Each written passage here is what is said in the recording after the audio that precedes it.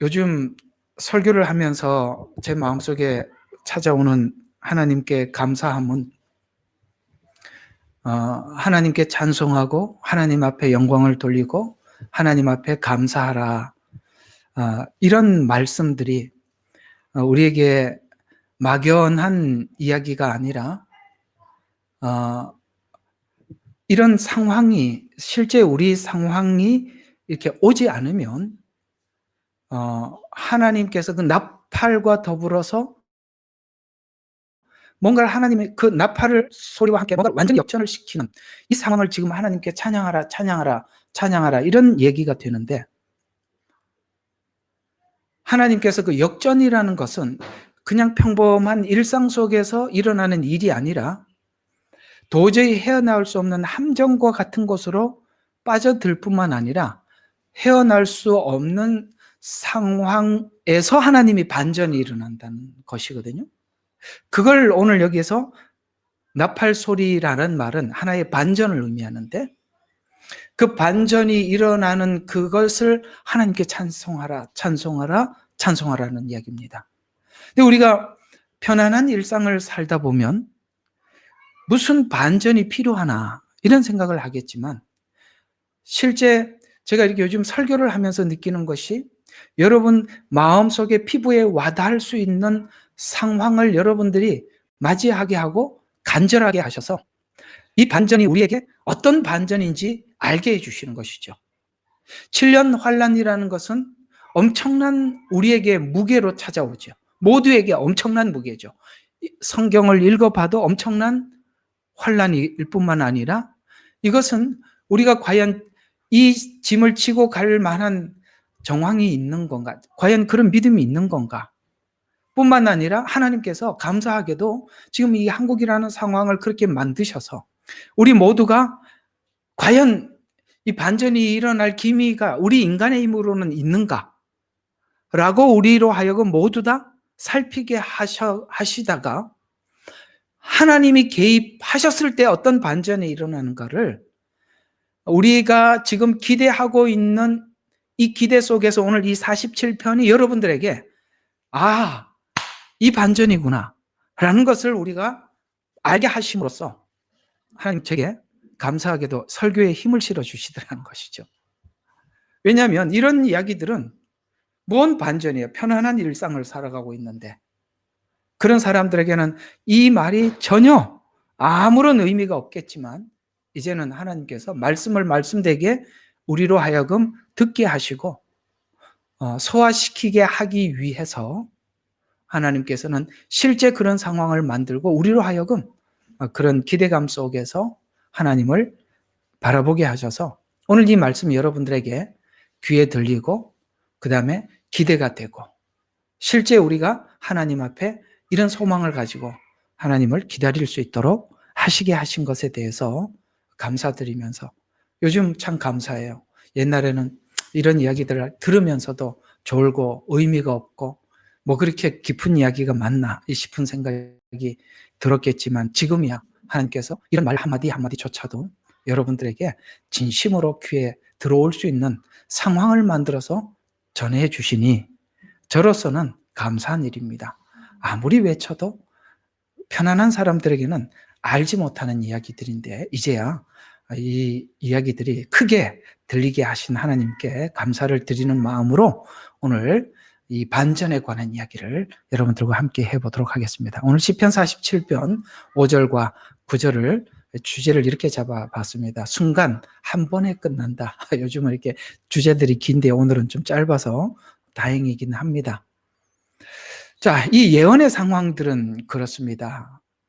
이 예언을 들어야 할 시기, 또 사실 예레미야가 직접 예언을 사람들에게 공개적으로 하지만 아무도 안 들려요, 그들에게는. 왜냐하면 너무나도 편안한 일상이었기 때문에. 거짓 선지자들은 전혀 반대되는, 그러니까 다수는 예레미야와 반대되는 예언을 했고, 예레미야만 실제 하나님께서 주시는 미래의 상황의 암울한 상황을 예언했거든요. 그러니 누가 암울한 상황을 듣고 싶겠어요? 그러니까 사람들이 대부분이 거짓 선지자들의 말에 확신을 가. 왜냐하면 선지자니까, 목사니까. 이해가 갑니까? 성도들이 자꾸 이런 생각을 해요. 내가 좀 편안하게 살고 싶고 하나님께서 기뻐하지는 않는 일이지만 그래도 나에게 내가 지금 살아가고 있는 이 좀 죄된 이 생활에 대해서 누가 좀 안심을 시켜줬으면 좋겠다. 확증을 시켜줬으면 좋겠다. 근데 선지자라는 이름으로 와서 확증을 시켜주고 나면 그렇게 살아도 되네? 이렇게 생각을 함으로써 우리가 안심을 갖게 되잖아요. 그러니까 그 상황에 아무도 예레미야 선지자의 마음 기분이 나쁜 거예요. 왜 우리가 포로로 잡혀가야 돼? 왜 우리가 이런 시스템이 무너져야 되느냐? 왜 우리가 앞으로 이런 고초를 겪어야 되느냐? 그러니까 아무도 오질 않았어요. 그런데 잡혀가고 나니까 여러분 거짓 선지자들은 그때까지 역할로 끝이 난 겁니다. 그죠? 그 잡혀가고 난 뒤에 거짓 선지자들의 말을 누가 생각하겠습니까? 야, 속았다. 그때 그 예레미야 선지자가 정말 하나님께 말씀을 받아서 우리에게 전달했는데 그가 뭐라고 말을 했는데 그때부터 예레미야 이 한마디 한마디가 그들에게 너무너무 소중했던 것이죠. 이런 것처럼 상황과 함께 말씀이 오지 않으면 사실 그 말씀이 별로 우리에게 들려지지 않는데 저는 하나님께서 참 감사해요. 이런 이야기들 여러분들 다 잠이 오는 이야기들이에요. 무슨 공평의 나라, 정의의 나라, 하나님 천년 왕국의 하나님의 평강의 나라. 뭘 지금 세상이 이렇게 평강한데 무슨 공평정의? 아니요.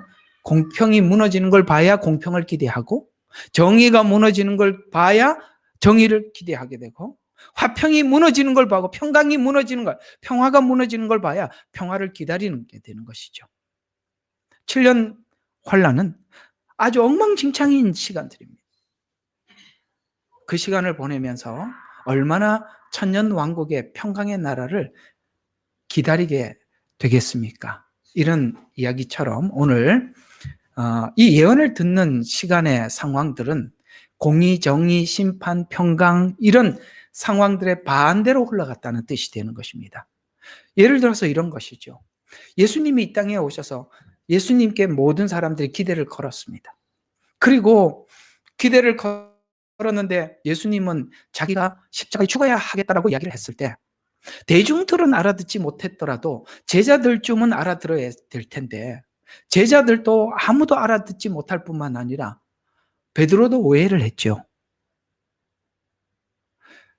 그래서 실제 예수님은 그렇게 말씀도 하셨을 뿐만 아니라 예수님은 실제 십자가를 지고 골고다로 올라갔습니다.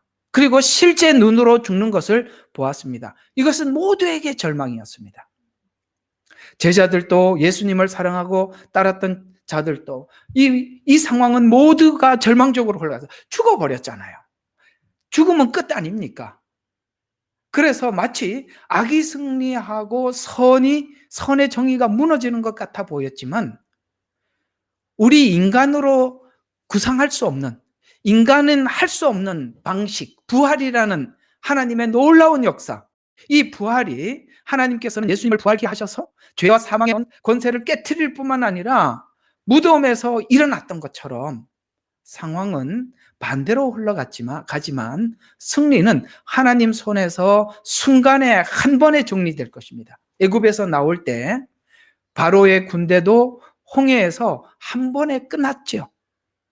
또 가나안 땅에 들어갈 때도 여리고 성도 한 번에 무너졌듯이 요한계시록 18장에 보면 바벨론 성도 한순간에 무너지는 것입니다.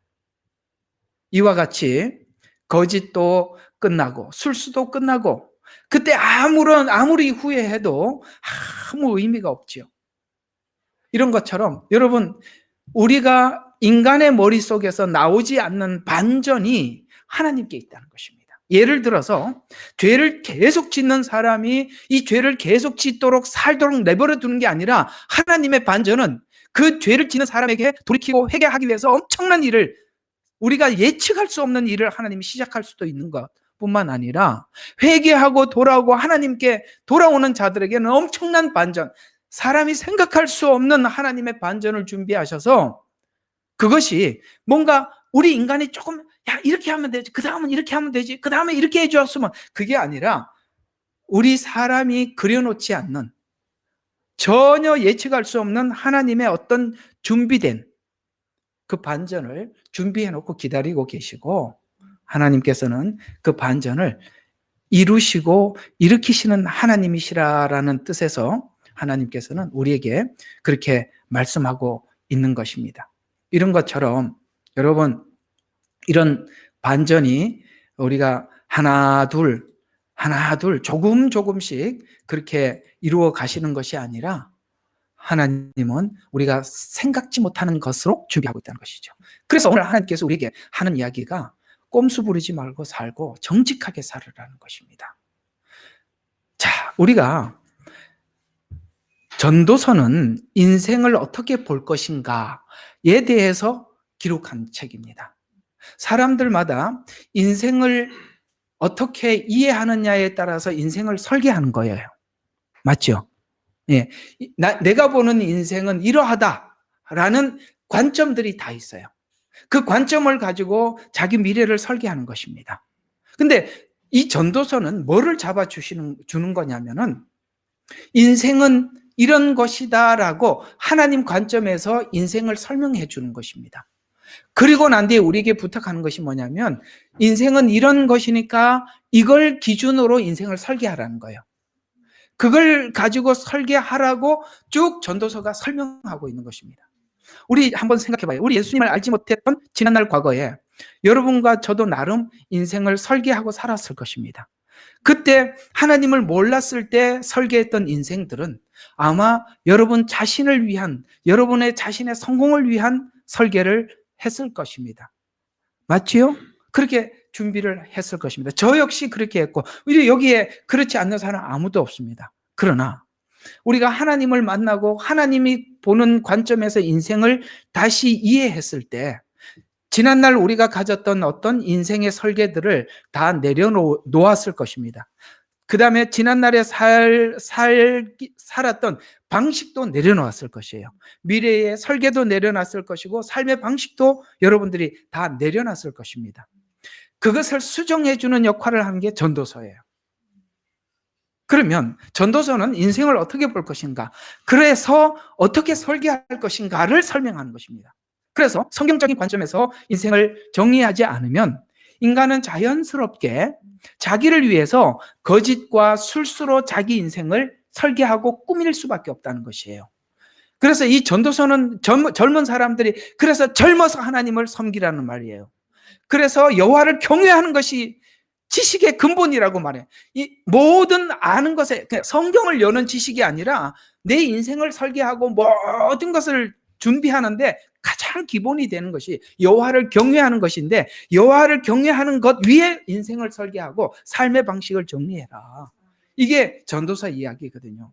그렇지 않으면 사람들은 자기 성공을 위해서 술수를 쓸 수밖에 없어요. 꾸밀 수밖에 없다는 것입니다.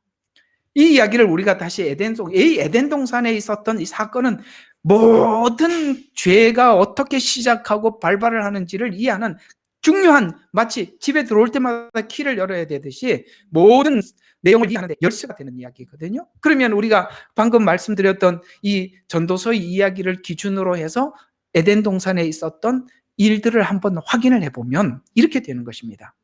하와에게서 볼 수 있듯이 탐심은 아까 말한 거죠. 하나님을 알지 못하는, 하나님의 본뜻을 알지 못하는 상태에서 삶을, 미래를 계획을 하면, 탐심을 가지고 삶을 설계를 하면 거짓과 술수를 불러들이게 되는데, 그게 누가 옆에서 종용하느냐? 사단이 그렇게 종용하는 거예요. 그래서 탐심은 거짓과 술수를 불러들이게 되고, 거짓과 술수를 불러들이면 인생은 거짓과 술수로 꾸미게 된단 말이야. 그건 내가 아닌 다른 내가 인생을 사는 거예요. 내가 아니에요. 그건 거짓된 내가 나의 인생을 사는 거라 이 말입니다. 그러나 에덴 동산에서 그것에 대해서 심판을 당하듯 거짓은 드러나게 되고 심판은 받게 됩니다. 하나님께서 그렇게 했던 하와를 하나님께서 즉결 심판하셔서 뭡니까? 에덴에서 추방당한 이 사건을 통해서 앞으로 모든 성경에 하나님께서 이 거짓과 술수와 탐심을 통해서 인생을 설계하는 모든 사람들에게 경각심을 주는 그 에덴 동산의 이야기를 오늘 여기 전도서와 접목을 시켜보면 우리가 얼마나 전도서를 이해한 상태에서 삶을 설계해야 하고 살아야 되는지를 우리에게 너무나도 깊게 교훈을 주고 있는 것입니다. 에덴 동산에서 심판을 당하고 거짓은 드러나고 심판을 받게 되듯이 결국 후회하는 인생으로 삶을 끝나게 되는데, 우리는 이제 이런 하나님의 최후의 심판을 알고 있는 우리들에게 하나님 주신 이 히브리서 9장 27절 말씀 말이죠. 한 번 죽는 것은 사람에게 정해진 것이다. 우리 이제 시편 49편인가요? 예. 49편이구나. 49편에는 모두 예수 안 믿는 사람들 모두 공감하는 시거든요. 여러분, 이 세상에서 가장 완벽한 예언이 뭔지 아세요? 사람은 죽는다. 이 예언은요, 너무나도 왜냐? 하나님이 말한 거잖아요. 누가 죽음을 피해갈 수 있어요? 이렇게 하나님이 죄를 지은 사람들은 모두 죽으리라는 말씀을 하셨고 모두가 죽고 있어요. 그런 것처럼 주님이 다시 오신다는 말도 그 말하고 똑같은 거예요. 하나님이 말한 거는 하나님이 주소 담지를 않아요. 그대로 하신단 말이에요. 똑같아요. 한 번 죽는 것은 사람에게 정해진 것이에요. 그 뒤에 심판이 정해졌다는 것을 안 믿으니까 그렇게 사는 거예요. 우리는 그걸 믿기 때문에 그렇게 살 수가 없어요. 우리 인생을 함부로 설계할 수가 없는 것입니다.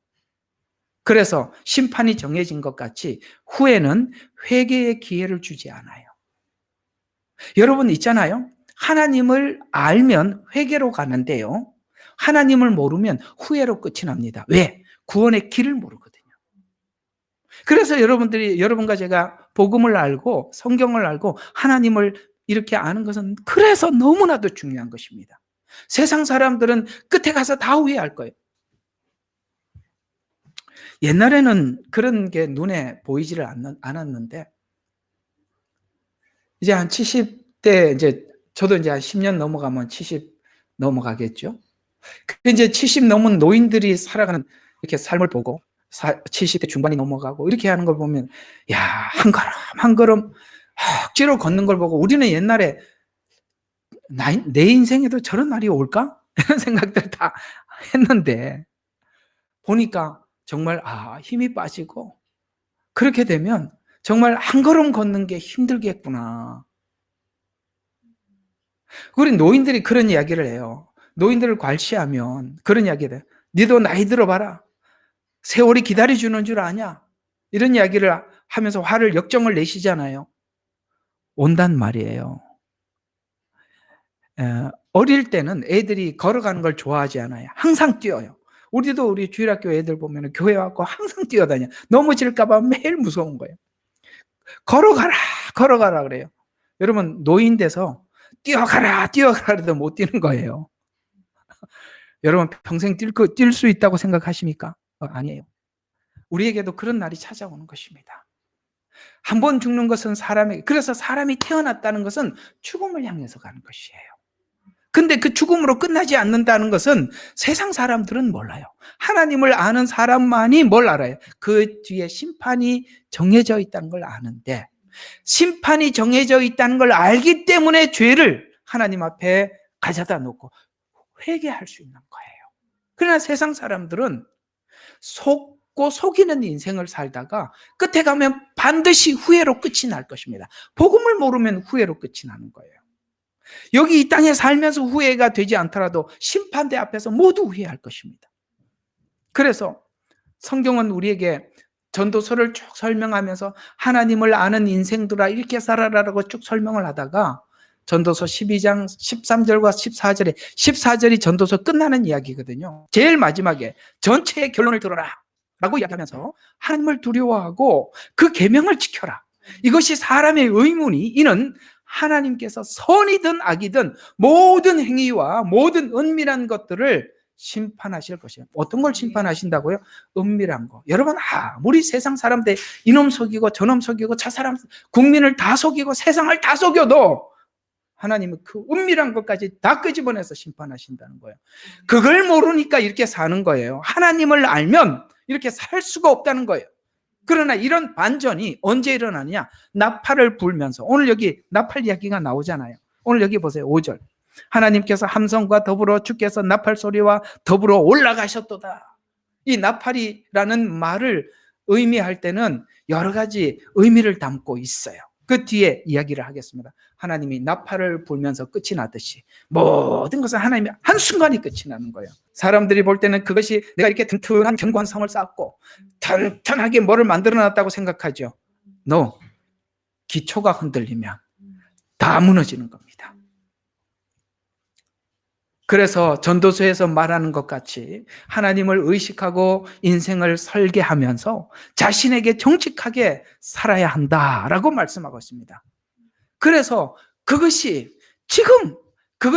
훗날 절대 그게 불가능하다는 거예요. 지금 하나님께서 감동을 주시고 감각을 주시고 마음을 주실 때 돌이키라는 거예요. 이사야서 55장 6절과 7절에 보니까 그를 찾을 만한 때에 너희는 주를 구하며 그가 가까이 계실 때에 그를 부르라. 악인은 자기의 길을, 불의한 사람은 자기 생각을 버리고 주께로 돌아오라. 그리하면 주께서 그에게 자비를 베푸시리라. 우리 하나님께 돌아오라. 그가 넘치게 용서할 것임이라. 아멘. 지금 그 마음의 감각이 이건 아니다 라는 생각이 들 때 하나님께 돌아오라는 거예요. 왜? 그걸 하나님께서 평생 계속 주시지는 않아요. 하나님께서 그런 감각을 주실 때 돌아오라는 것이에요. 오늘 말씀을 명심해라. 순간 끝날 것이다. 왜냐하면 죄의 용서도 순간이다. 뿐만 아니라 심판의 날도 순간에 오신다는 거예요. 여러분, 우리가 하나님께서 우리의 죄를 용서하시는 그것도 순간 용서해 주시는 것이지만 심판받을 자들에게도 그것은 순간 찾아오는 것이라 더 이상 물릴 수가 없다는 것입니다. 그래, 이 모든 것들이 뭔가 우리가 사람이 이끌어가는 대로 끌려가는 것이 아니라 하나님의 어떤 정해진 시간에 순간 끝날 것이다. 자, 그래서 오늘 5장이 그 얘기입니다. 이 함성이 나팔 소리와 함께 올라갔다. 다시 나팔 소리와 함께 오실 것이다라는 것입니다. 근데 주님 물론 올라가실 때 나팔 소리와 함께 올라가지는 않았어요.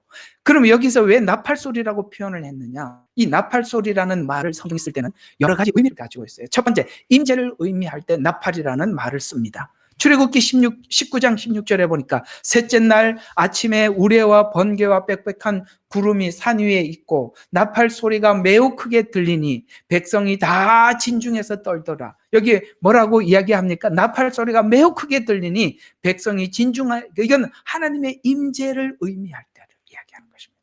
여러분, 사람들이 막 뒤죽박죽하게 하나님 내버려 두시지만 하나님의 쫙 임재를 하면 왜 백보자 심판이죠? 백보자 심판은 너무나도 그곳이 화해서 점 하나 없어요. 거기서 자기 죄가 그냥 투명하게 비춰지는 곳이에요. 그걸 하나님께서 야, 너 숨겨진 죄에 대해서 너 그랬지? 그날 그랬잖아. 그게 아니잖아. 이렇게 하는 게 아니라 그 하나님의 그 투명한 그 빛이, 그 백보자, 그 흰 빛이 우리 속에 투과됨으로 인해서 사람들이 성경에는 자기 죄를 직고하리라. 직고가 뭐예요? 자기 스스로 자기 죄를 고백하는 거예요. 그런 날이 온단 말이에요. 네? 여러분, 저는 참 인생을 이렇게 살면서 우리가 살면서 얼마나 불의한 걸 많이 보고 정말 부당한 걸 너무 많이 보고 그 참 지쳤지 않습니까? 그걸 보면서 느끼는 게 뭐냐면 정말 하나님이 안 계시면 저는 항상 그래요. 개 팔자가 사람 팔자보다 낫다. 네? 개는 진짜 그런 것 같아요. 이런 고민은 없잖아요. 불의에 대한 고민은 없잖아요. 짐승들, 그래서 나중에 나오는 거예요. 49장을 그걸 정리하는 거예요. 인생은 존귀하다. 그러나 하나님을 모르면 짐승과 같다는 거예요. 그런데 짐승보다 못한 것 같아요. 인간은 그렇습니다. 인간은 하나님 모르면 짐승 이하예요. 나아가서 하나님이 안 계시면 이 세상은 인간에게 너무 불행한 곳이에요. 하나님의 임재가 있을 날이 있을 것입니다. 그리고 이 나팔 소리는 하나님의 택한 자들을 모으는 소리예요. 여러분, 이제 이 나팔 소리가 막 울리지요. 이 7년 대환란에 7 나팔이 불립니다. 그러나 이 7 나팔이 불려질 때는 하나님의 택한 자들은 이 두 증인의 복음을 듣고 모여드는 것입니다. 그래서 여기 마태복음 24장 31절에 보니까 그가 큰 나팔 소리와 함께 그의 천사들을 보내리니 그들이 그의 택한 자들을 사방 이곳에서 저 끝까지 모으리는데, 물론 주님이 재림할 때 다 모아질 것입니다만 나팔 재앙 때 하나님의 사람들이 돌아오는 것입니다. 그래서 이 나팔 소리는 모일 때, 하나님의 임재, 사람들이 모일 때 그 부르는 나팔 소리. 그래서 이스라엘은 나팔을 불면 쫙 진영에 모이게 되어 있다 이 말이에요. 재림 때도 재림이 바로 그런 모임이죠. 데살로니가전서 4장 16절에 보면 주께서 호령과 천사장의 소리와 하나님의 나팔로 친히 하늘로부터 강림하시리니 그리스도 안에서 죽은 자들이 일어나고. 여러분, 이 나팔 소리가 단 한 번 부르는 게 아니라, 여러분 나팔절 여러분들에게 말씀을 드린 것처럼 나팔절은 100번의 나팔을 불러요. 지금 계속 전쟁과 기근과 나라와 민족이 여러분 민족을 대적하고 일어나겠고, 성경에 예언한 그대로 지금 온 지구상에 일어나고 있는 것입니다. 이 소리들은 전부 다 무슨 소리냐? 하나님의 사람들은 이 소리가 나팔 소리라는 걸 알고 있습니다. 지금 이 시간이 하나님 앞에 회개하고 주님 앞에 돌아와야 되는 시간이라는 걸 우리는 알고 있어요. 이거는 복음을 아는 사람, 성경을 아는 사람, 하나님의 일하심을 아는 사람만이 아는 소리입니다.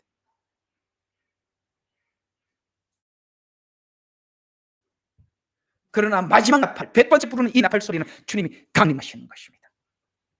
99번까지는 계속 하나님께서 오라고 부르시는 것입니다. 하나님의 임재의 나팔 소리는 승천해서, 오늘 실제 그 소리는 안 나지만 이 나팔이 의미하는 것과 같이 또한 재림에서 들릴 것입니다. 이 나팔 소리가 날 때 이렇게 될 것입니다. 이 이야기들을, 오늘 이 전체 나팔 소리가 의미하는 성경의 이야기들을 종합해 보면 이 나팔 재앙이 의미하는 것은 전환점을 상징하는 것입니다. 하나님께서는 주권적으로 개입하셔서 모든 상황을 급격히 변화시키는 시점입니다. 여러분, 이 나팔 재앙 정신이 하나도 없어요. 그렇죠? 수목에 하나님이 자연 재앙을 통해서 계속 하나님의 심판의 경고를 사람들에게 알려주고 있는, 강에서, 바다에서, 수목에서. 이해가십니까? 전쟁과 기근과 온 땅에 이렇게 전염병으로 하나님께서는 계속 이렇게 우리에게 이야기를 하는 것입니다. 지금 하나님께서 왜 이렇게 경고의 나팔을 보내주고 있습니까? 이제는 하나님의 재림이 임박했다. 이제는 모든 것이 전환될 전환점이다. 이것은 하나님께서 이미 예언하셨고, 예언하신 대로 하나님께 주권적으로 개입할 시간이 다가오고 있다. 급변하는 시간과 시점이 다가오고 있다. 하나님께서는 알려주고 계시는 것입니다. 또 경고와 심판이 임박했음을 알려주고 있는 것입니다. 회개와 강력한 메시지를 주고 심판과 구원의 선택의 갈림길에 서 있다는 것을 우리에게 알려주고 있는 것입니다. 주님이 곧 오시면 구원받을 자와 그 다음에 심판받을 자들 하나님 나누기 위해서 이렇게 나팔을 부시는구나. 우리는 그 갈림길에 서 있다라는 사실을 우리가 알지요. 그래서 경고의 소리의 의미를 아는 사람은 회개와 구원의 길을 하나님 앞에 구하고 하나님 앞에 나가게 되는 것입니다. 긴장감이 돌지 않습니까? 저는 그래서 이 마지막 때 하나님께서 다시 한번 이런 환난을 통해서 우리 모두에게 알려주시고 경고하시고 마지막 기회를 주신 하나님께 감사하는 것입니다. 우리가 이렇게 안일한 상태에서 누가 하나님 앞에 돌아오겠습니까? 하나님께서 이런 사건을 일으키심에 감사하고, 이제는 이 예언의 말씀들이 막연하게 평안한 상태에서는 누구도 알아들을 수 없는 이야기들을 이제는 듣기 위해서 사람들이 찾아오는 걸 감사하는 것입니다. 요즘 우리 사모님이 한 2018년도에 들었던 그 하나님 주신 우리 한국 교회와 대한민국에 대한 말씀을 듣고, 그때 3일 금식하고 마지막 때 그 불임절에 관한 이야기를, 그때 이제 막 정말 밤늦게 애를 써서 그거를 이제 유튜브에 올렸어요. 처음에는 이렇게 몇 분 안 보시다가 깜짝 놀랐어요. 하루 지나니까 2만 명, 하루 지나니까 3만 명, 지금 보니까 4만 명이 넘은 것 같아요. 와, 누가 옛날에 그걸 올려놓으면 누가 듣겠어요? 누가? 예? 누가 보냐 이 말이에요. 예언서 누가 보냐 말이에요. 회개하라 이 시간 이런 이야기 누가 듣느냐 말이에요. 이제서야 사람들이 다급해지는 거예요. 이게 진짜 메시지인데 누가 들으려고 하지를 않아.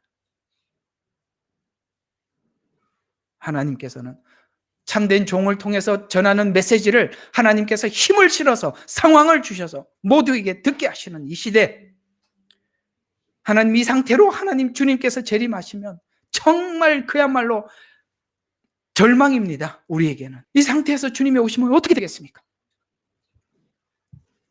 또 이 경고의 나팔 소리는 바로 이 엉망진창인 정말 악이 지배하는 나라를 통해서 우리가 하나님께서 다시 오실 그 나라의 천년 왕국을 기다리게 만드는데, 그곳은 의와 공평의 나라입니다. 여러분, 우리가 의와 공평은 옛날에는 뭐 그렇게 중요하다고 생각하지 않았습니다. 그러나 살아보니 이게 얼마나 중요한지 아는 겁니다. 세상에 악이 지배를 할 때 의가 사라지고 공평이 사라지고 평강이 사라지고 정의가 사라지는 곳이지만, 하나님께서는 7년 환란을 통해서 악한 세력의 통치로 파괴된 정의를 통해 악한 자들은 파괴된 정의를 의로 위장해 악행을 하게 하는데, 이걸 아무도 몰라요. 거기에 미혹된 사람들, 하나님께서 미혹의 영을 보내주셔서 사람들이 그걸 알아차리지를 못해요. 누구만이 알아차리느냐? 하나님의 영이 있는 사람만이 그 악을 보는 거예요. 이상하잖아요? 요즘 이 상황에 하나님께서 주시는 메시지를 전하는 분들의 이야기를 들어보면 지금 이게 악이라는 것이 뻔한데도 거기에 동조하는 사람들은 그건 미혹의 영을 받아서 그러는 거예요. 이거는 사람의 상식적인 생각으로도 분별해낼 수 있는 부분인데도 그걸 못 분별하는 것은 하나님이 그 미혹의 영을 주니까 이게 영적 문제란 말이에요. 하나님께서 거기에 동조하는 것보다 너 자신이 악이라는 걸 하나님이 알려주고 있는 겁니다. 그래서 이게 나누어지는 거예요. 정말 마지막 때 가라지와 알곡을 나누시고 양과 염소를 나누고 계시는 것입니다. 지금 그 나누는 거예요. 옛날에는 애매하게 나누었었어요. 서로 말은 안 하지만 서로가 적대적으로 쳐다보고 있었어요. 지금은요, 저요 하고 손을 들어야 돼요. 그런 시간이 온 겁니다. 의를 구하는 자들의 부르짖음을 통해서 구원하시고 악행하는 자들에게 미혹의 영을 보내서 회개의 길에 들어서지 못하게, 하나님께서 회개하지 못하게 하신다면, 미혹의 영은요 결국은 회개하지 못하는 자리로 가는 게, 그게 버림받은 거예요. 그래서 이 나팔 소리는 의를 구하는 자들에게 승리의 소리지만 악을 구하고 따르는 자들에게는 심판의 소리가 되는 것입니다. 그래서 성경에 보면은 이 마지막 나팔이라는 말이 그냥 대략, 제가 한번 그 성경에 보면 마지막 나팔이라는 이 말을 고린도 15장에, 전서 15장이죠. 그 부활장에 그런 이야기를 할 때 사실은 그 배경이 어떤 배경이냐면, 로마 통치 때, 그때 그 로마의 장군들이 나가서 전쟁을 치르고 돌아와서 승리를 하고 돌아올 때 그 적에 있는 병사들이나 혹은 왕이나 거기 그 적군에 있는 그 방백들이라고 하죠. 거기 있는 실력자들을 이렇게 포로로 묶어서 데리고 옵니다. 그러면 로마 시저가, 아시죠? 그 영화 보셨죠? 그 높은 계단 위에서 이게 지팡이 같은 거 들고 탁 환영을 해줍니다. 그러면 그 개선 장군이 거기 탁 보고 그냥 그 환영식을 받고 막 백성들이 일어나서 박수를 쳐요. 그때 막 나팔을 불어. 그게 나팔이에요. 그 배경이에요. 막 나팔을 불러주고 백성들은 환호해주고 왕은 일어서서 맞이해줍니다. 주님이 우리 마지막 때 우리를 그렇게 맞이해 주시는 거예요. 천사들의 나팔 소리와 함께 주님은 우리를 영접해 주시는 거예요. 그런데 이 나팔 소리는 포로로 잡혀온 사람들에게는 사형 선고예요. 이 환영식이 끝나면 거기 있는 왕이나 방백들은 바로 사형장에서 전부 다 처형당합니다. 그리고 거기 있는 나머지 군사들은 전부 다 노예가 되는 것입니다. 이해가 가시죠? 바로 그 배경을 가지고 마지막 나팔 소리라는 말을 한 겁니다. 주님이 이 땅에 오시는 그 마지막 나팔 소리는 우리에게 승리의 나팔 소리예요. 그러나 그 악한 자들에게는 하나님의 심판의 나팔 소리라는 거예요. 이 나팔 소리가 딱 들리는 순간 이 악한 세력들은 이렇게 된답니다. 역대하 13장 12절과 14절에 보니까 보라, 하나님이 우리와 함께 계시고 우리 앞에 계시며 그의 제사장들이 나팔을 불어 너희를 치려하는 이니라. 이스라엘 자손들아, 너희 조상들의 하나님과 싸우지 말라. 너희가 형통하지 못하리라 하면서 뒤에 하나님께서 나팔 소리와 함께 싸우리니 적군들은 뭐라고요? 혼란에 빠지고. 아멘. 하나님의 이 나팔 소리, 순간적인 하나님의 역사에 엄청나게 혼란스러워요. 지금 이대로 가야 되는데, 자기들이 짜놓은 플랜대로 가야 되는데 하나님의 개입하심이 자기들이 짜놓은 플랜이 한꺼번에 무너져 아주 혼란스럽게 되더라. 이렇게 말씀하고 있는 것입니다. 하나님의 개입은 서서히 뭔가 조금씩 이루어가는 게 하나님의 개입은 반전이라는 게. 아멘. 반전이. 그러니까 상황을 보고 너무 애타하지 말라. 우리가 하나님 앞에 회개할까 하고 하나님이 요구하는 걸 하고 있으면 되는 거예요. 하나님의 일하심은 하나님이 보실 때 됐다라고 하나님이 평가를 내리셔야지. 하나님 이쯤이면 됐지 않습니까? 그런 건 우리 기준이고. 하나님께서 이 상태에서 풀어줘봐야 원점으로 돌아간다는 거 하나님이 판단할 일이지 우리가 판단할 일은 아니라 이 말이. 계속 6절과 7절에는 그 하나님의 반전을 기대하면서 찬양하라, 하나님을 찬양하라, 우리의 왕을 찬양하라. 하나님은 온 땅의 왕이시니 지혜로 찬양할지어다. 아멘. 야, 정말 우리가 하나님을 이걸 찬양하래요. 하나님의 반전의 하나님, 십자가에 죽어서 모두가 절망스러웠지만 부활로 우리 모두에게 소망을 주셨던 것처럼 이 마지막 때 모두가 끝나고 정말 악의 세력이 승리한 것 같았지만 예수님께서 재림하심으로 모든 상황이 완전히 반전되는 거예요. 하나님은 반전의 하나님이다. 그 하나님을 찬양하라. 십자가로 승리하여 부활 승천하신 하나님이 우리를 다시 오실 계획을 가지고 계심에 대해서 찬양해라. 시편 96편 1절과 3절에 보면 새 노래로 여호와께 찬양하라. 아멘. 이 새 노래가 뭐냐 이거죠. 반전. 이거는요, 그걸 겪어보지 않은 사람은 부를 수 없는 찬양. 그걸 체험하지 않으면 알 수 없는 새 노래.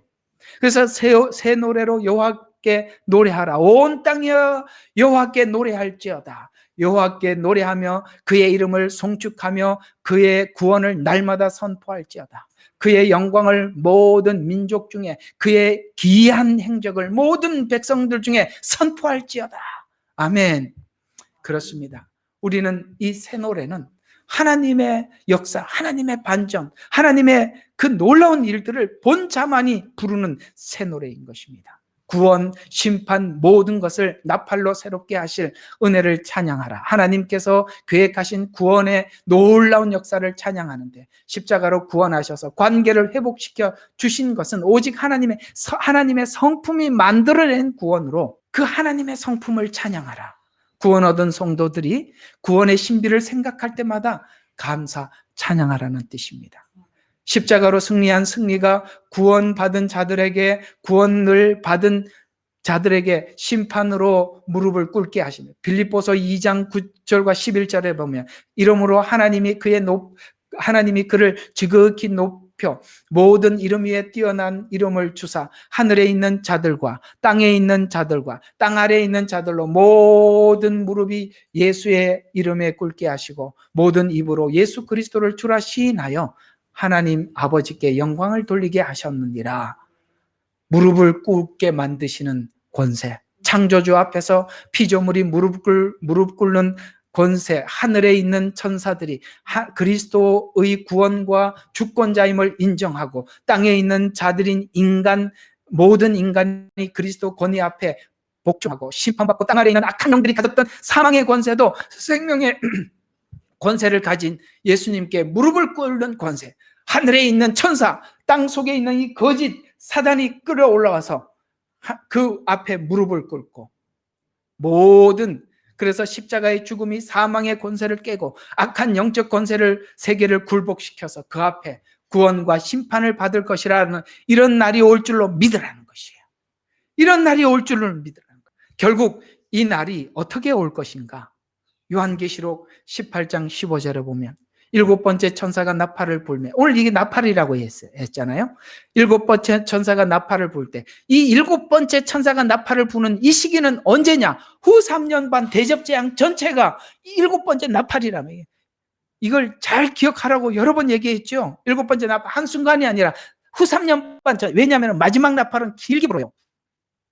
그래서 요한계시록 11장 15절에 보니까 일곱 번째 천사가 나팔을 불매 하늘에 큰 음성들이 나서 이르되, 뭐라고 이야기해요? 이 대접재앙은 이런 날입니다.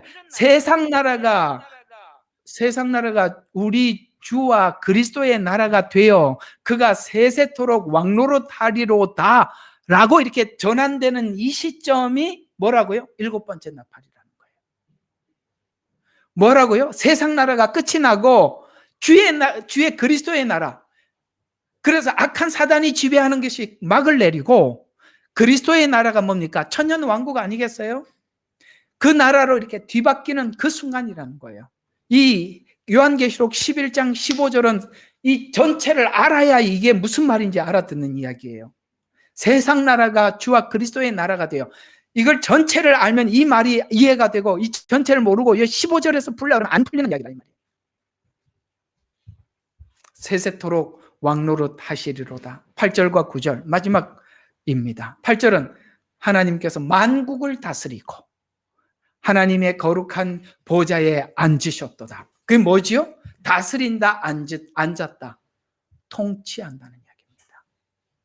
하나님은 모든 민족을 다스리는 왕으로서 거룩한 보좌에 앉아 계시고 이 땅에 오셔서 우리를 통치하고 다스릴 것입니다. 우리는 그 나라가 우리 앞에 성큼 다가오고 있음을 압니다. 이 땅이 이렇게 불의할 수밖에 없는 것은 사단이 있기 때문이고, 사단에게 마음을 준 자들 때문이고, 사단이 악한 작전을 그들에게 주어서 악한 일을 행하기 때문입니다. 그러나 여러분 염려하지 마십시오. 주님이 오셔서 통치하는 나라는 저와 여러분이 정말 행복한 얼굴을 편, 여러분 통치자가 완전하고 공평하고 정의로우면 백성들이 행복한 거예요. 9절입니다. 이렇게 이야기합니다. 민족의 지도자들이 모여 하나님의 백성인 아브라함의 백성이 되도다. 세상의 모든 방패들은 하나님의 것이며 하나님은 크게 존귀하시도다. 이 말은 무슨 말일까요? 아까 말씀드린 것처럼 그분이 오셔서 앉아 계신다고 했죠? 어디에 앉아 계시느냐? 바로 천년 왕국에. 여기 거룩자 8절을 보면 거룩하심의 보좌에 앉으셨도다. 백성의 고관들이 다 함께 모였으나 곧 아브라함의 하나님의 백성이로다. 누구의 백성이다? 아브라함의, 바로 아브라함과 같이 구원받은 영적 아브라함 후손인 우리들의 하나님은 우리의 왕이시라는 거예요. 그래서 그분이 천년 왕국에서 예수님께서 다스릴 나라를 찬양하는, 아까 우리 불렀던 찬양이 천년 왕국에 있을 나라를 찬양하는 거예요. 그게 교회 이야기가 아니라 천년 왕국 이야기라고요. 한번 보시죠. 예수님이 왕이 되셔서 배우고 판결하셔서 전쟁이 그치고 평화가 올 나라를 이사야서 2장 2절과 4절에 보니까 말이래. 여호와의 전에 산이 모든 산 꼭대기에 굳게 설 것이요. 이건 뭐냐면 산을 의미하는 것은 각 나라를 이야기하는 겁니다. 그 나라 위에 만왕의 왕이신 주님이 꼭대기에 굳게 설 것이요. 모든 작은 산 위에 뛰어나리니 만방이 그리로 모여들 것이라. 많은 백성이 가며 이르기를, 이렇게 이야기한대. 오라 우리가 여호와의 산에 이르며, 아까 불렀던 찬양이죠. 야곱의 전에 이르자. 그가 그 도를 우리에게 가르칠 것이라.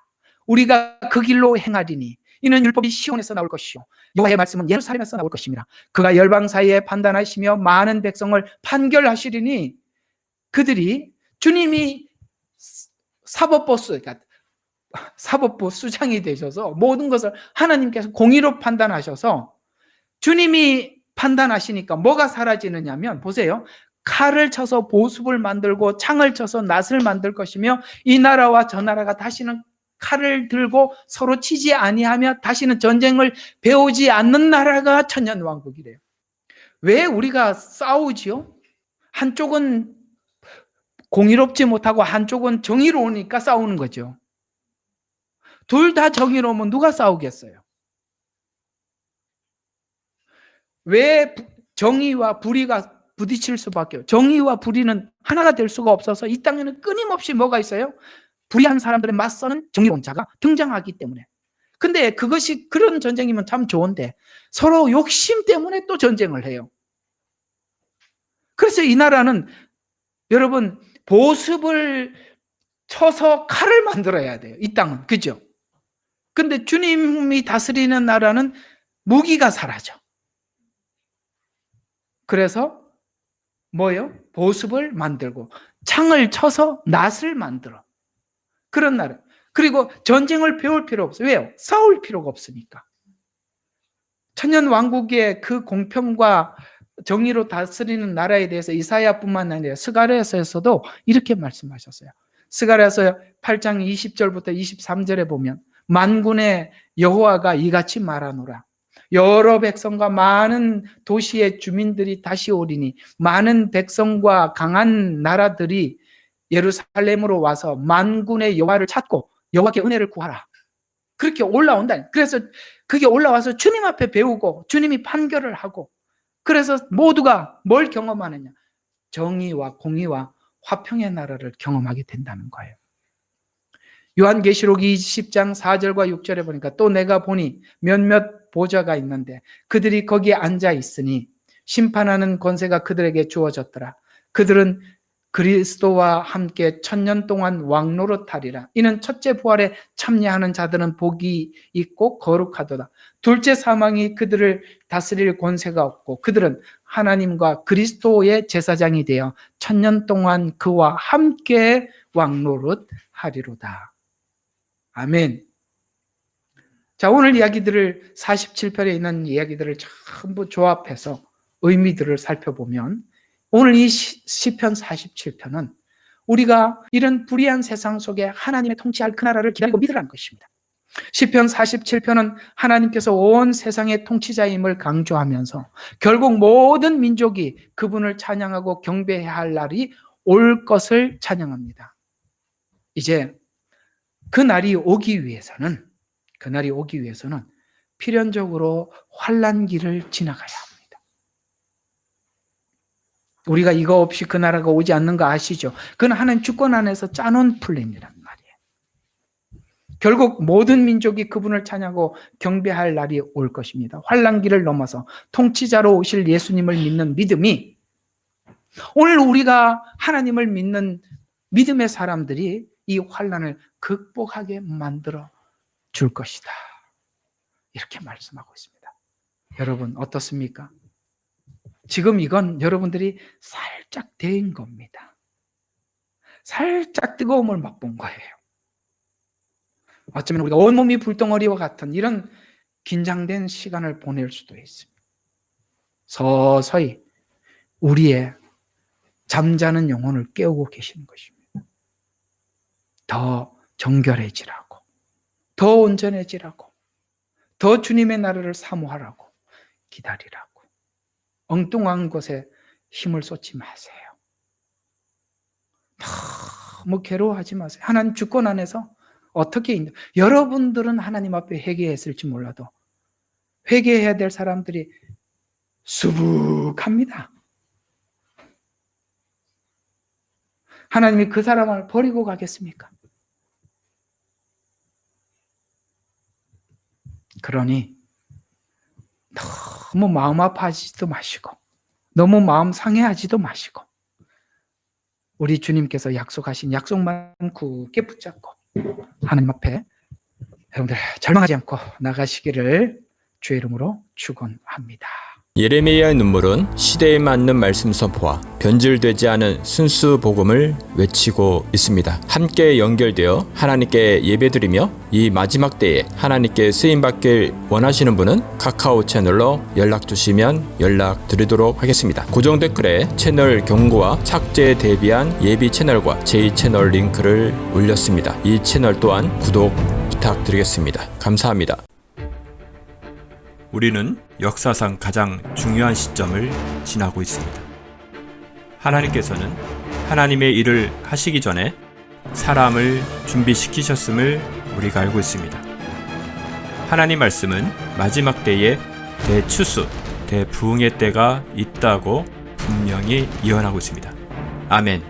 하나님의 말씀이 그대로 성취될 것을 믿습니다. 예레미야 눈물은 잠자는 교회와 영혼을 깨우기 위해 노력하고 있습니다. 이 가슴 뛰는 일에 함께 하길 원하시는 분은 카카오 채널로 연락 주시기 바랍니다. 당신은 위대한 하나님의 사람입니다.